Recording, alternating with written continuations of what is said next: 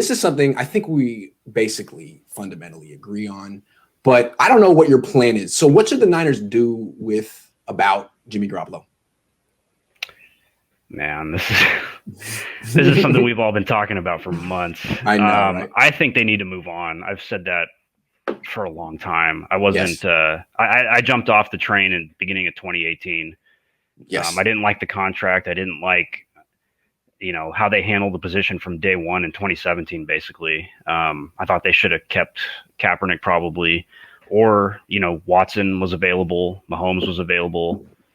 Somebody was available, and they didn't need to go the route they did. The trade in 2017 was intriguing. I don't think he played well at the end of 2017. Everyone thinks, well, they won 5 games, but who did they play? They didn't really play outside of one viable playoff team that year. Tennessee. Well, Jacksonville. Yeah, Tennessee wasn't. You can go look at that game, and his throws were erratic and off target and ridiculous. The Goodwin catch, he got lucky. Yeah. He had some good plays that you expect every quarterback to make. Mm-hmm. And then in 2018, I think the wheels just came off sooner than a lot of people think they did when he had that 3 interception game against Minnesota. Not a good game. I think that was the game that Shanahan was like, this is not the guy. I don't even think he was crazy about the trade in the beginning. He wasn't really, they're going to present a united front all they want, but the things Lynch has said in the media about Shanahan being depressed and things like that, kind of just throwing his coach under the bus, just signal to me that Shanahan's never really been his biggest fan. So from what I heard is Shanahan from afar, when he was scouting him, like back when he was in Cleveland, liked the way he threw the ball. I think a lot of people like the way Jimmy threw the ball coming out of college, but what I heard is once they got Jimmy in the building, he's not as smart as they thought he'd be. That's what I heard. Yeah, I don't. That's all I heard. No, I'm not disagreeing with that. I mean, you can see it. You can see it on film. I mean, when things kind of break down, he's not really a quarterback that knows where to go with the ball past 1 or 2 reads. So, I think they need to move on now.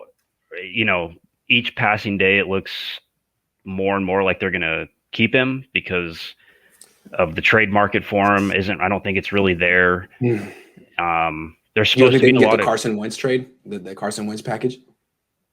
What they got for him was mostly because they had to take on the contract too. So, but who's going to want to take on Jimmy's 20 plus 25 or $27 million contract next year when, the people think the 49ers really aren't even. Exactly. If the Niners don't want to pay him, why would any other team want to pay him? And if he got cut, what kind of deal would he get? Honestly, I don't know. Yeah, I don't know. Probably something similar, maybe a little less. Yeah. Team with 2 years, of cap 40 space. million, 2 years, maybe 30 million, something. I don't know.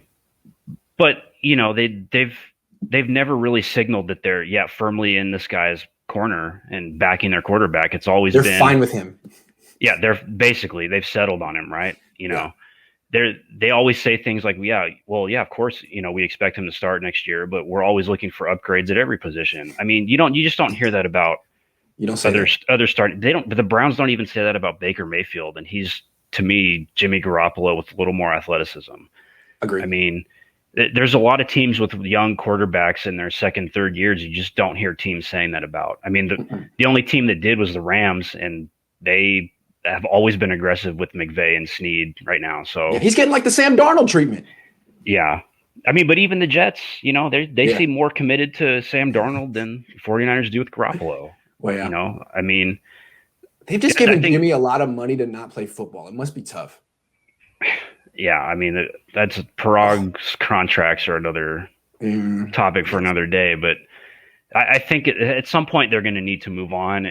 But, Shanahan, I think he feels like, look, if we can't ditch the guy this year, we can build around him and try to make another kind of semi-deep run. I don't think you're going to be able to run it back on 2019's offense. It was pretty limited with what they were doing. Yeah. And then, you can see things in like week 1 and whenever Jimmy played this year, teams just spot drop to the middle of the field and take away his reads all day. So yeah. Cover 1 with the robber. That's the Jimmy killer right there. You just spot drop cover 3. Sure. You take away all his over the middle options, and he can't find the next one. He can't find the next one. So I think if they did run it back with him, they could probably win 9 or 10 games. But you're not going to make a deep playoff run. You might win a wild card game. Kind of like where the Rams were at the last couple of years. Yeah, I mean, that's, and I wouldn't mind a playoff team every year like the Rams. I mean, yeah, that's better. But that assumes Jimmy even makes it through the whole season. True. I mean, the one thing about Goff is he's never hurt. Even at the end of the season, he missed the one game, and then he came back in the playoff game and beat Seattle.